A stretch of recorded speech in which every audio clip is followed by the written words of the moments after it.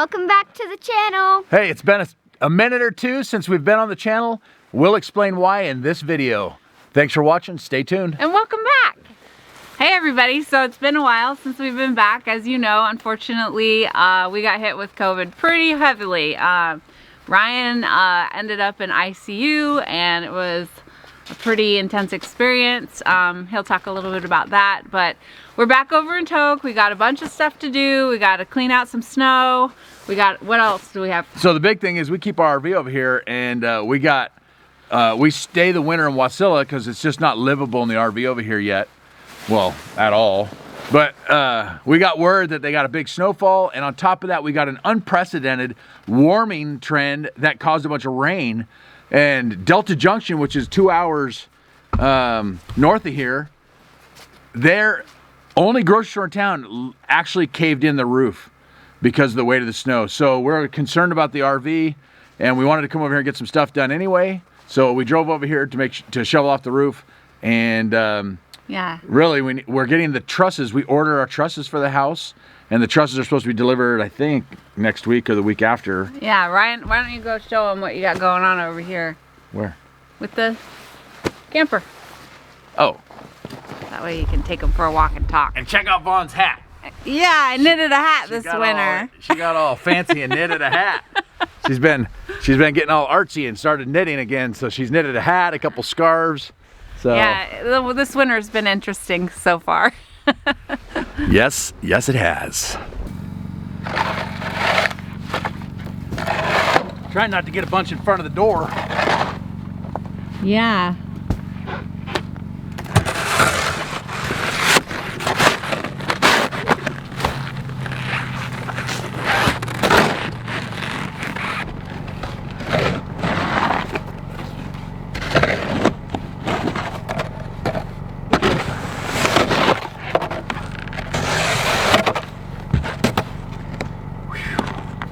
Woo! That was a job.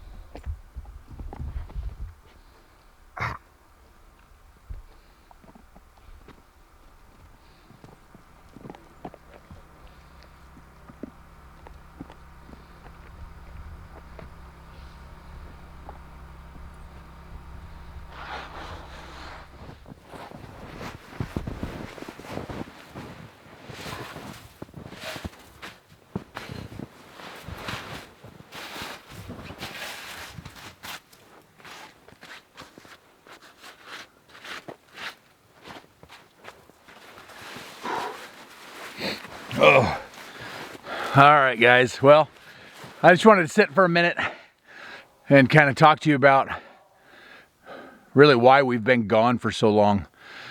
I know a lot of you were sending prayers my way and well wishes, and I can't thank you enough. But so what happened was our last video you saw probably, I think we haven't put a video out in like 2 or 3 months. And the last video you guys saw, we were talking about we needed, or at least the last couple of videos, we were talking about we had some family stuff we needed to take care of. Well, Vaughn's older brother passed away unexpectedly. And she is from Wrangell, Alaska, and he was living in Wrangell.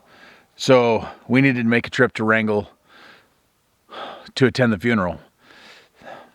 During that trip, both of us contracted the Delta variant of COVID. And if you guys have been watching the news, which I'm sure you have, you know, everyone has their own beliefs, but I am not vaccinated. I was one of those people that thought, oh, COVID, you know, I haven't seen anybody seriously ill from it. And honestly, I didn't give it a second thought about being really that drastic. You know, people I'd talked to said, oh, it's just a bad cold, or it's like getting the flu, no big deal. Well,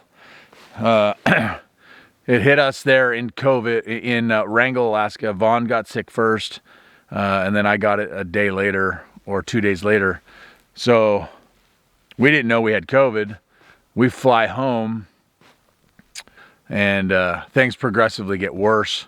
Vaughn starts getting better almost right away. She starts like getting better, so I'm feeling pretty crappy. I can't, a fever and all this stuff. And, you know, in my mind, I'm not a guy who goes to the doctor. So Vaughn and me were like, you know, it'll get better. Give it a couple days. You're kind of a couple days behind me. I'm doing fine. Well, it progressively got worse to the point where I couldn't breathe. And so I went to the emergency room. They immediately put me on oxygen and admitted me into the ICU. And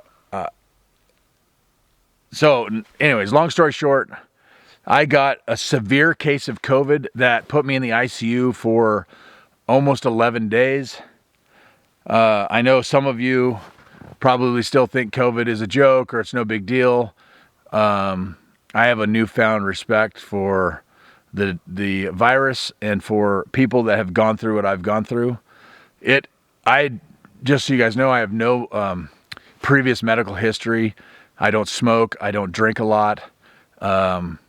Basically, I'm 46 years old and completely healthy. I have no existing conditions or anything that would cause me to be hospitalized with severe COVID and potentially die. But I got into the ICU and immediately got on oxygen, then moved up to high flow oxygen, then progressed up to a more severe mask. And the doctors basically said, you have a 50-50 chance of living. It's either today. I mean, I remember they said, this is the moment. We're either going to turn this thing around or you're getting intubated, and that's a death sentence. And I mean, they were honest with me. They basically said, intubation is going to be last resort. If we think you're going to die without it, we would rather do that and give you that last bit of chance than let you die. Long story, well, needless to say, I did not get intubated. I started to get better. My family was praying. My extended family, I sent messages on the YouTube channel while I was in the ICU, just saying, please pray for me. Send us, and I know Vaughn was sending things out to people. It's just it was a stressful time. It's the first time in my life where I actually felt my mortality more than ever before. It's like, wow, I'm 46 years old. I'm in the middle of building a house, and we've stretched our income to, you know, to the furthest it can go. I started worrying about what's Vaughn going to do if I pass away. All this stuff starts going through your head, and it's like I had to kick that negativity out of my head and just say, you know what? No, I'm not dying. And I prayed, you know, and I was like, you know, your will, if this is what you want, it is your will. You're going to do what you want. But I just prayed and said, hey, I think I have more to do on this earth. And so they sent me home after, I think, 11 or 12 days. I got home and I went on oxygen at home. And I still have oxygen at home. I have been at home, and I mean, it was a month before I could even get off the couch. And so what happened was I got pneumonia, viral pneumonia in my lungs, and it just tore my lungs to pieces. So I've been slowly healing. I can't thank you guys enough for those of you that have messaged me, have said kind words, wondering where we're at. I know people are like, what's going on? You guys dropped off the face of the earth, no videos. And I tried to kind of keep everybody up to date, but when they're not feeling well, and believe me, it's not about not feeling well, because people that saw me are like, oh yeah, you're doing great, and it's like, I look fine from the outside, but physically, I walk, you know, 200 yards down the road and I'm sucking wind because I'm not able to get the oxygen that my body needs. So my blood oxygen level falls.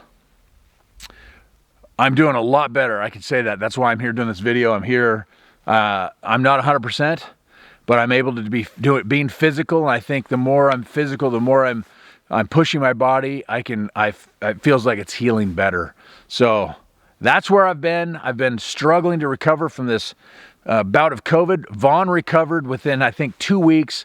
Was no big deal. It was like 90%, 95% of the people in America. It's like, oh, it's just a bad cold. oh, you get a little fever for a few days. Hey, that is it. But for the 1% or the 0.01% or whatever the percentages are that get hit like I got hit, I understand what you're going through, and it's tough. I mean, doctors, even post-COVID, doctors are telling me symptoms, I may be feeling these lung and shortness of breath and difficulty doing things for up to a year. They don't know. This virus is so new that honestly doctors don't know. They're calling it long COVID or long haulers, people who have symptoms that extend beyond 90 days. And I mean, it's amazing the stuff they're coming out with. COVID's attacking your heart, your kidneys, other organs in your body, and it just stresses you out thinking, you know, what damage did this do? What other damage did this do besides my lungs? You know, stuff that I'm not seeing now, but I might see in a year or two. So I just try not to think about that stuff, and I want to move on with life. We're going to get out here, and we're going to build this house like I intended. So that's where I'm at. Here's the sawmill. I'm telling you, this winter was my winter. You saw me stockpiling logs. I was going to be out here milling, and I still may get done, but I'm not 100% sure when I'm going to get out here to get it done.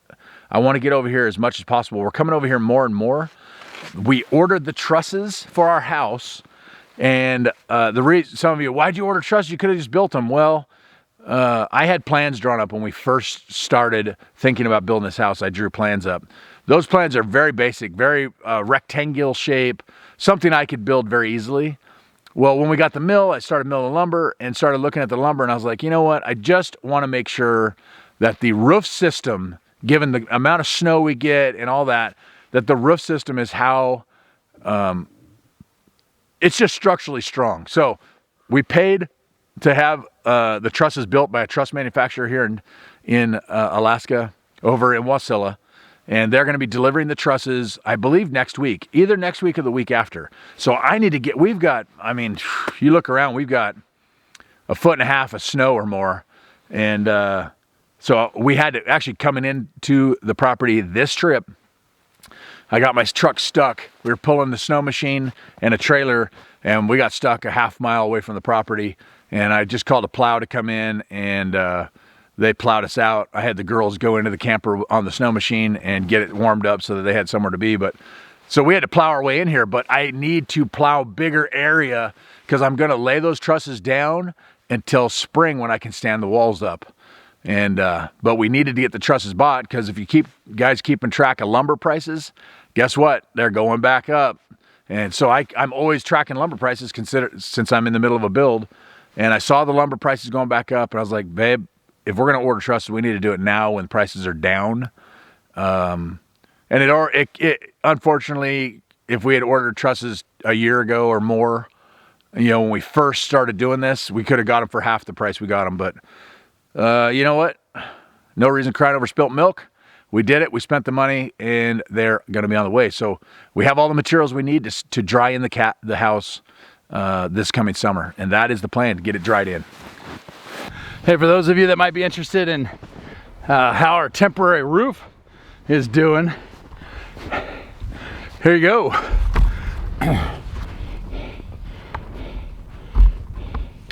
It's doing great.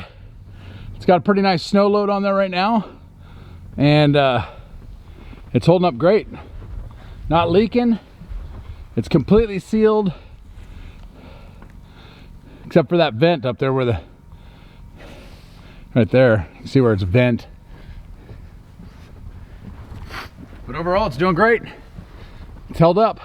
You can see over there, that tent structure now, that's not doing as great. It hasn't been damaged yet, but we're having to use a 2x6 and push the snow off it. We've had to do it, twice this winter. And I think if we don't get a chance to come over here, it may collapse before winter. I'm trying not to. You can see inside there, we got 2 full units of OSB ready to sheet our house. And then we have a full unit of OSB sitting back at the property in Wasilla, waiting to come over here. And that will be all of the sheet products we need to get the house dried in. So that'll get us our roof sheeting. wall sheeting and all that stuff. So pretty excited. Life's moving forward, even though COVID tried to knock us down. We're standing back up.